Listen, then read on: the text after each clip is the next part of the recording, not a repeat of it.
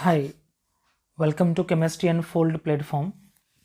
आज के सेशन में हम लोग एप्लीकेशन पार्ट का एनालिसिस करेंगे या डिस्कशन करेंगे, जो पूरी तरह से पिछले वाले वीडियो से लिंक्ड है। यदि आप पिछले वाले वीडियो वॉच नहीं किए हैं तो प्लीज़ पहले पिछले वाले वीडियो को जाकर देखिए, तभी आप आज वाला क्लास सेशन को enjoy. Okay, let us see the comparison between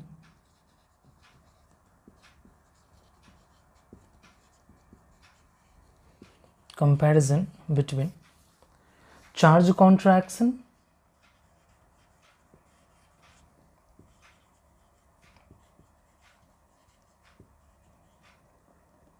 contraction theory and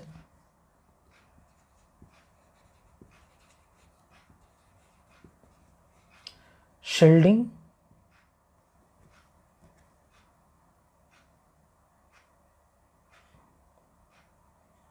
and penetration।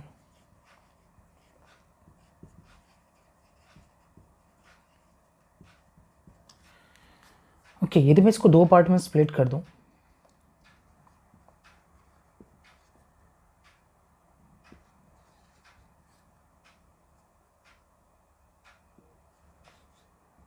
shielding and penetration,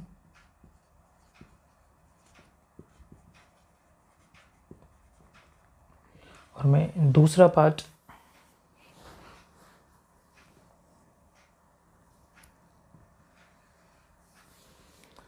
charge contraction की बात करूं,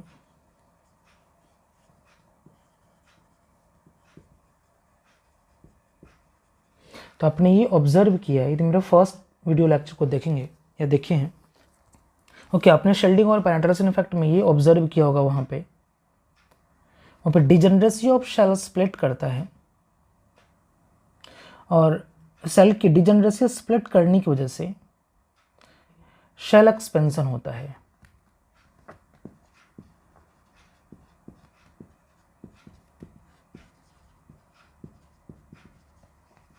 शेल्डिंग और पेनिट्रेशन इफेक्ट में शेल का एक्सपेंशन होता है, और शेल एक्सपेंशन होने की वजह से एनर्जी गैप जो होती है वो हमारा इंक्रीज करता है।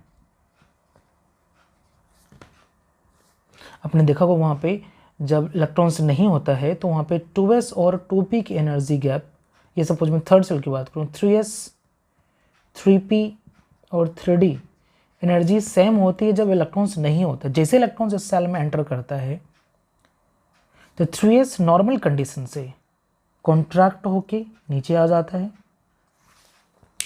वहीं पे 3p रिपेल्ड होके नॉर्मल कंडीशन से ऊपर चला जाता है।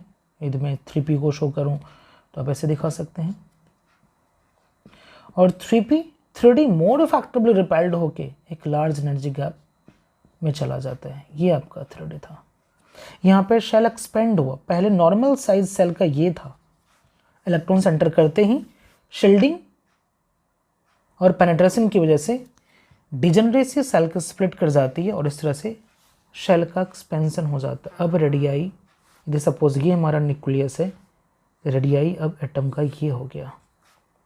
जो नॉर्मल कंडीशंस में रेडियाई ये था, जब इलेक्ट्रॉन सेल में नहीं था, तब इलेक्ट्रॉन्स एंटर करते ही सेल एक्सपेंड हो जाता है, एनर्जी बढ़ जाती है, डेल्टा ई हमारा बढ़ गया।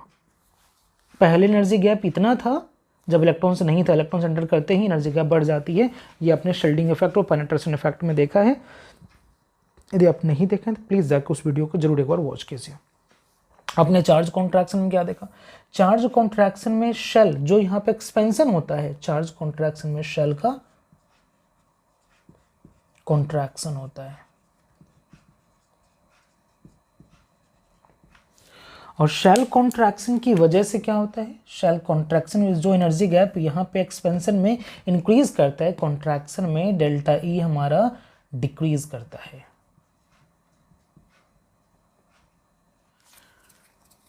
ओके, हम यहाँ पे दिखाते हैं किस तरह से होगा। यहाँ पे ये हमारा 3s है, एनर्जी गैप डिक्रीज होगा, ये 3p।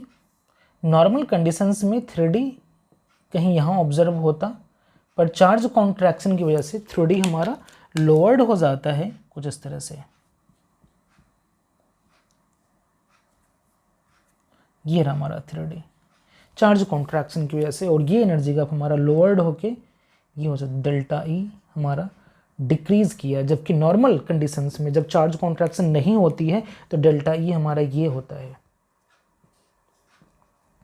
टू हाई, ये हमारा लो हो जाता है चार्ज कॉन्ट्रैक्शन की वजह से। ये था आपका overall comparison between charge contraction, shielding और पेनिट्रेशन इफेक्ट। जस्ट एक दूसरे का रिवर्स फिनोमेना है। शील्डिंग पेनिट्रेशन में एक्सपेंशन होती है, एनर्जी लेवल बढ़ता है, चार्ज कॉन्ट्रैक्शन में एनर्जी लेवल घटता है। क्यों घटता है? हमने ये पूरा कॉन्सेप्ट प्रीवियस वीडियो में डिटेल में एक्सप्लेन किए हुए। प्लीज़ एक बार जाकर उस वीडियो को देखिए, ये सारा कॉन्सेप्ट आपको अच्छे से समझ में आ जाएगा। ओके, इन्हीं कुछ एप्लीकेशंस को भी देखते हैं चार्ज कॉन्ट्रैक्शन के। Let us see. Okay, let us see the application.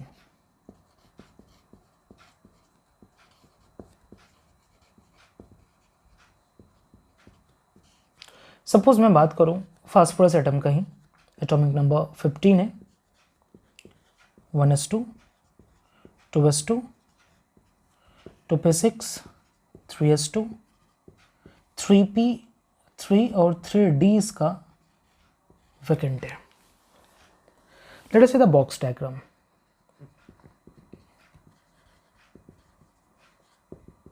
Box diagram में ग्राउंड स्टेट की बात करते हैं हम सबसे पहले। ग्राउंड स्टेट में ये रहा आपका वैलेंस शेल, हम लोग शिफ्ट एनालिसिस करते हैं। वैलेंस शेल में हमारा 3s2,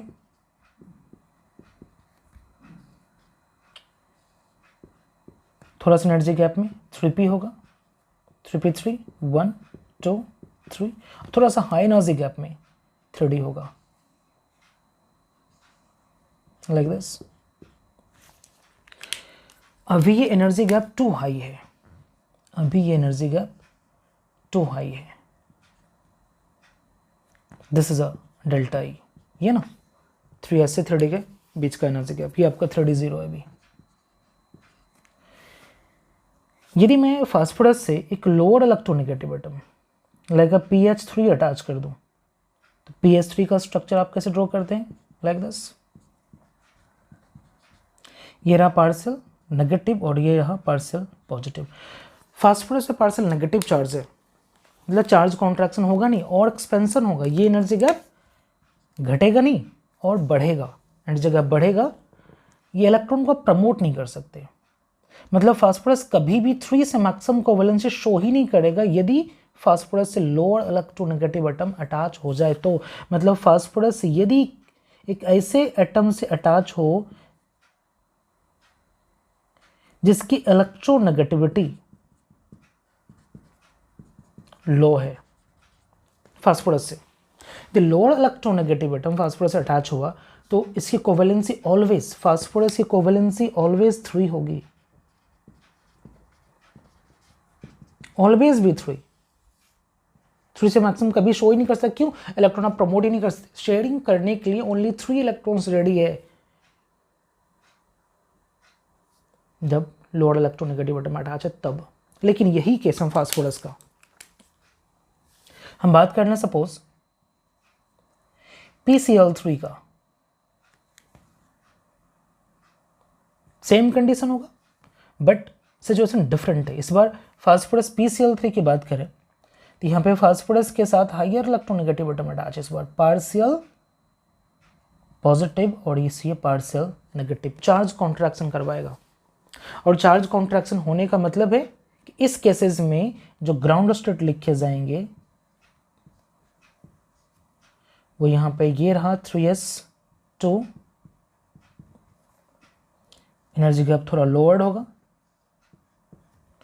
ये रहा 3p3, 1 2 3, इस बार 3d क्लोज होगा, एनर्जी गैप घटेगा क्योंकि charge contraction partial positive charge है, d ऑर्बिटल्स मोर क्लोजर होगा इस बार, ये रहा।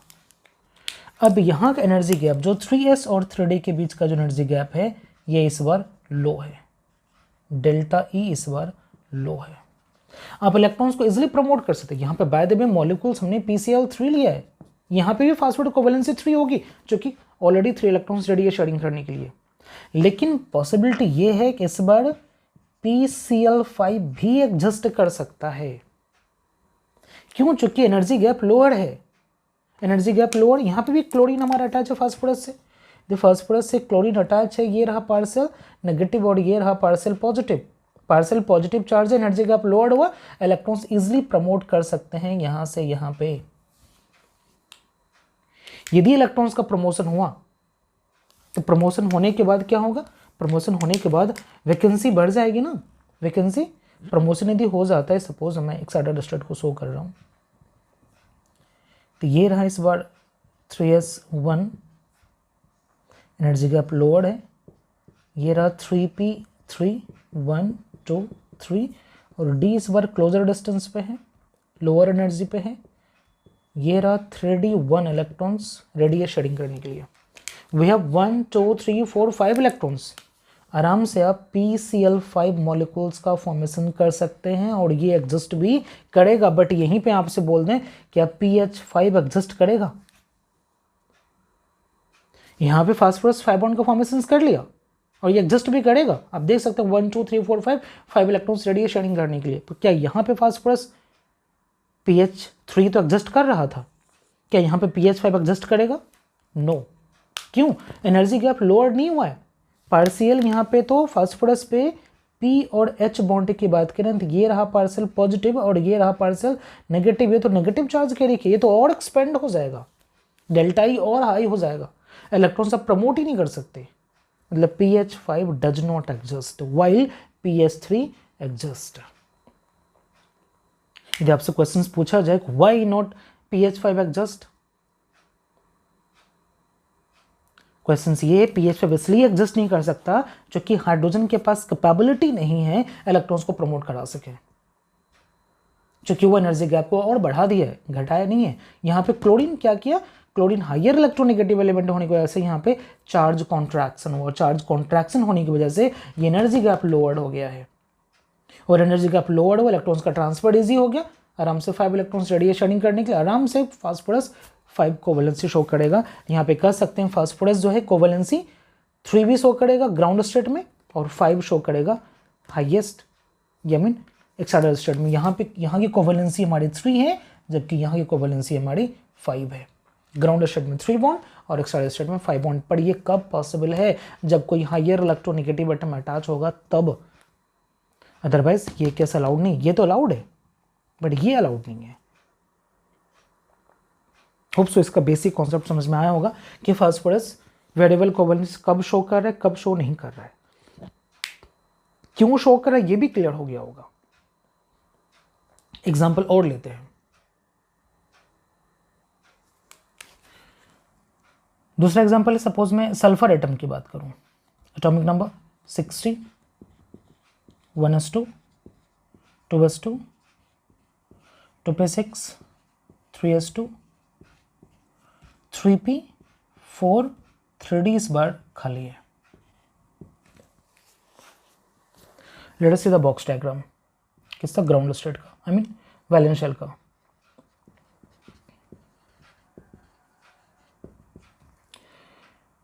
ग्राउंड स्टेट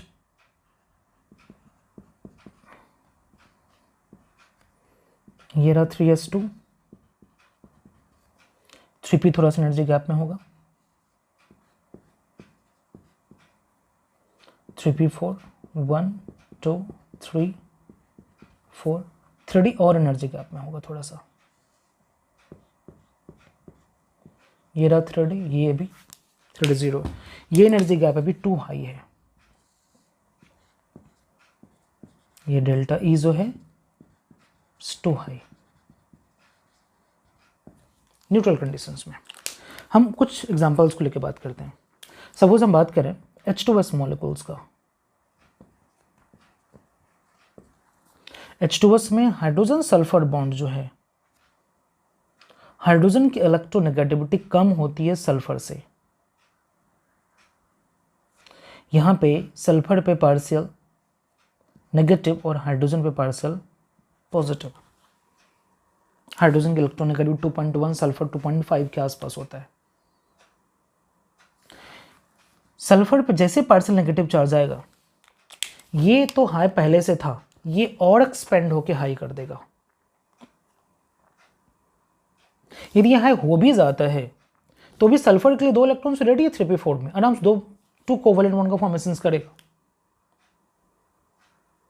ये एग्जिस्ट भी करेगा, क्योंकि ये एक्सपेंशन होने से भी कोई फर्क नहीं पड़ता H2S को, क्योंकि 2 इलेक्ट्रॉन्स ऑलरेडी रेडी है यहाँ पे शेयरिंग करने के लिए। लेकिन यदि मैं यहीं पे कह दूं क्या H4S एग्जिस्ट करेगा, क्योंकि सल्फर कोवेलेंसी 2 भी होती है, 4 भी, 6 भी होती है, मैं भी शो करूंगा।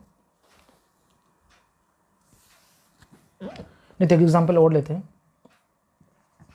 सपोज हम बात करें यहीं पे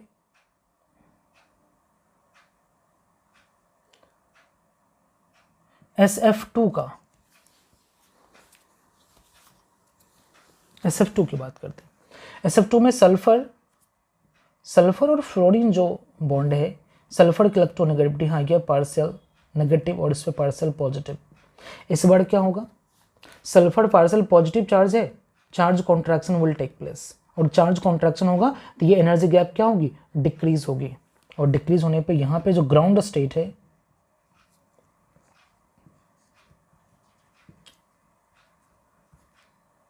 (3s2)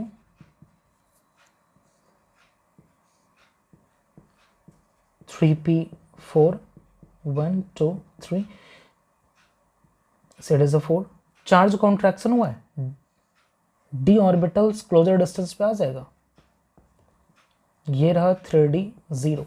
बट इस बार लोअर एनर्जी गैप है, ये एनर्जी गैप ऑलरेडी 3s और d के बीच का एनर्जी गैप लो हो गया, डेल्टा E यहाँ पे लो हो चुका है। क्यों, चार्ज कॉन्ट्रैक्शन भी, सल्फर पे पार्शियल पॉजिटिव चार्ज है। अब इलेक्ट्रॉन्स को इजिली प्रमोट कर सकते हैं, यहाँ से इलेक्ट्रॉन्स को इजिली यहाँ पे प्रमोट कर सकते हैं। यदि प्रमोशन हुआ तो एक्साइटेड स्टेट 1 की बात करें तो इलेक्ट्रॉन्स ये हमारा 3s2,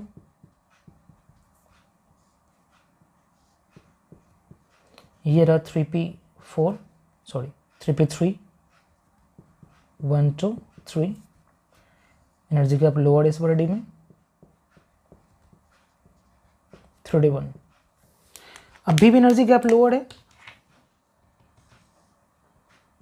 higher electronegative atom attach है, एनर्जी गैप लोअर है, इलेक्ट्रॉन यहां से भी इजिली प्रमोट होगा यहां पे। मतलब एक्साइटेड स्टेट 2 की हम बात करें 3s1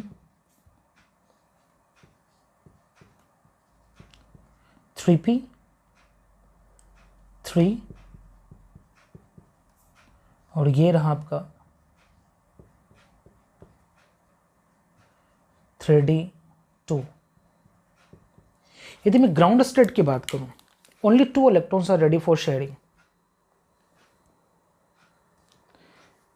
एक्साइटेड स्टेट फर्स्ट की बात करूं 1 2 3 4 electrons are ready for sharing, यहाँ पे 4 इलेक्ट्रॉन्स रेडी है 1 2 3 4। मतलब यहाँ पे कोवेलेंसी आपको शो करेगा, यहाँ पे कोवेलेंसी शो करेगा 2, दिस 2 इलेक्ट्रॉन्स, यहाँ पे कोवेलेंसी शो करेगा 1 2 3 4,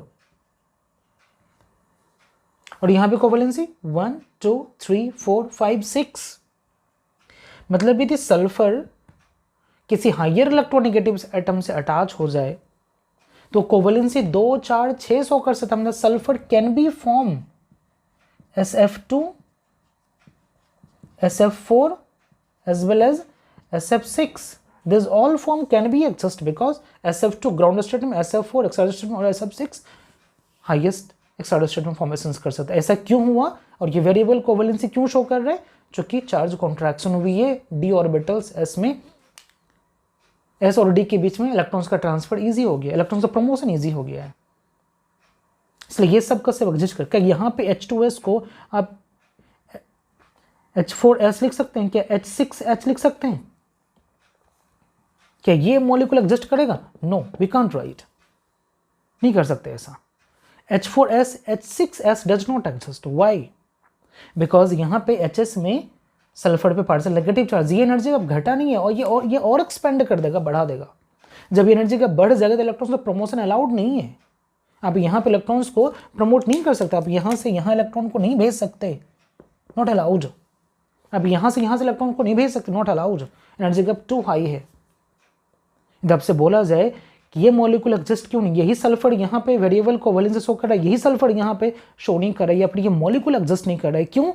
because energy gap is too high, promotion of electrons are not allowed, this is not a free excitation.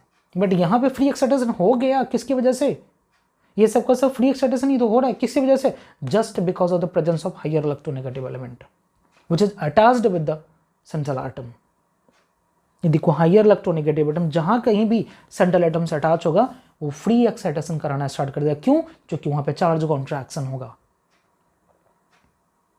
हमें यहां से तो ये समझ में आ गया होगा, जब भी हायर इलेक्ट्रोनेगेटिव एटम किसी सेंट्रल एटम से अटैच होगा चार्ज कॉन्ट्रैक्शन होगा, और चार्ज कॉन्ट्रैक्शन होगा तो सिस्टम सराउंडिंग्स एनर्जी लेके फ्री एक्साइटेशन करना स्टार्ट कर देगा और इलेक्ट्रॉन्स को प्रमोट करके वेरिएबल कोवेलेंसी को शो करना स्टार्ट कर देगा। लेकिन यदि लोअर इलेक्ट्रोनेगेटिव एटम अटैच है तो ये फिनोमेना आप शो नहीं कर सकते, ये अलाउड नहीं है। ये H4 HS आप मॉलिक्यूल एग्जिस्ट नहीं करेगा, मॉलिक्यूल बना नहीं सकते। होप सो इसका बेसिक टर्म्स चार्ज कॉन्ट्रैक्शन क्या था समझ में आ गया होगा। मैं इनके पे और भी एग्जांपल्स अगले क्लास में प्रैक्टिस करवाऊंगा। ऑलरेडी ये वीडियो बहुत लेंदी हो गया है। इस वीडियो को इतना अधिक से अधिक शेयर कीजिए आप सब, ताकि मैक्सिमम से मैक्सिमम स्टूडेंट को बेनिफिट मिल सके। आज के लिए इतना ही है। I will see you, take care and bye bye.